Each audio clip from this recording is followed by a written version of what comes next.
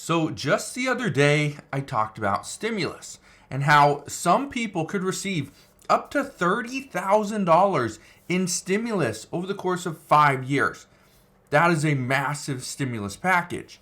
However, in the past couple months, I've also talked about stimulus to homeowners, where we could actually see Freddie Mac come out and provide a secondary mortgage to people that have equity but can't actually access it. So again, more stimulus. We could see trillions of dollars in stimulus come because of that. However, this is where things are getting interesting. We go from one extreme of people that have a lot of equity in their homes versus the other extreme, which is people that are on Medicaid. What about all those people in between? That's where lawmakers at this time are a little bit concerned, and that's why they're calling for stimulus for all. So I want to break down what's going on at this time, why there's more people pushing for additional stimulus, and what this could mean for you moving forward. So I'll break all this down in just a moment, but all I ask is one thing. It takes 2 seconds. Go ahead, hit that like button if you enjoy these daily updates, and now let's begin.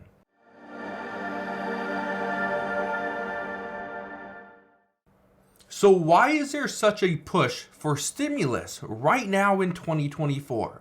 Well, I've talked about this before, but I want to be very clear. The number one thing is that we are heading into an election. We got about, 5-6 months to go before the next election. That's big.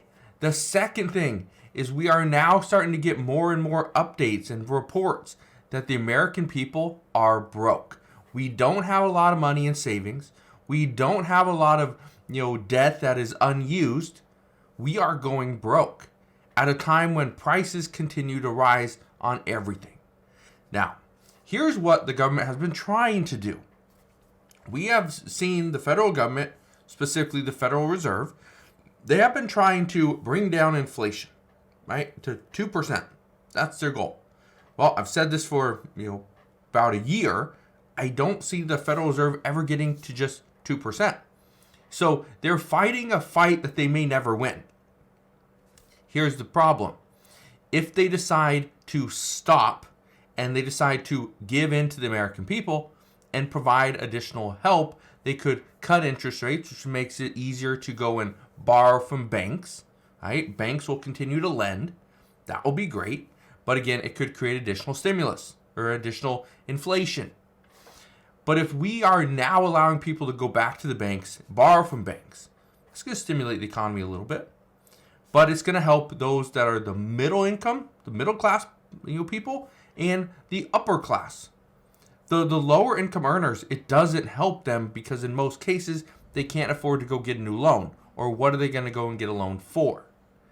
But here's the thing you need to understand. We are now seeing lawmakers push for additional things, additional stimulus. And just over the past month, here are some of the things that we've seen. So first off, let's talk about former President Donald Trump, obviously running for president this year. Well, he just talked about this less than a week ago. He was talking to people in Nevada, in Las Vegas, Nevada, and said that he wants to end income taxes on tips. Well, guess what? Stimulus. That would help those people. That would help service workers, right? That would really help them. But then he went a step further in a private meeting in Washington and said that he wants to actually end all income tax. Get rid of income tax completely, and instead we will exchange that for tariffs. That's what he said. Now, obviously he's running for president. So again, keep that in mind. Then we got 2 lawmakers that are proposing $500 a month for 5 years, which could go to anybody on Medicaid. It's about 60 million people. Obviously, that would be a lot of money. That would be so much money. It would create runaway inflation, but it would help millions of people. Now, could we take those ideas and scale them back and pinpoint the people that absolutely need it? Yes, we could. This is why I'm saying stimulus for all. This is what lawmakers are looking for. They They want everybody to receive some form of a benefit. Okay? Well, then we got multiple states that are trying to increase their minimum wage. We have multiple cities around the U.S. that are doing this. San Diego's one. They want to increase their minimum wage to about $25 an hour. We've seen California workers get paid $20 an hour if they work in the fast food industry, which is causing an uproar in other industries because now they have to increase their pay in order to keep up, or else they're going to lose their workers. Well, this is going to happen all across the country, not just in the state of California.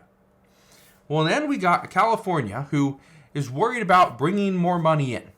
How are they going to do that? How are they going to pay for all the stuff they need in their state? Well, what they're going to do is there's a new program that they're going to test out charging drivers by the mile, as opposed to making them pay for a tax when they go and get gasoline.